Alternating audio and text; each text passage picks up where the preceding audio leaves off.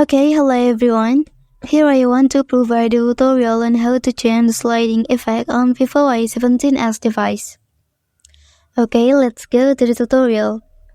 Sliding effect is the style that appears when you swipe your home screen like this.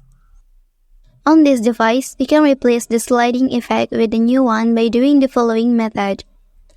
First thing first, you can press on any screen here, and then you can select the home settings at the bottom.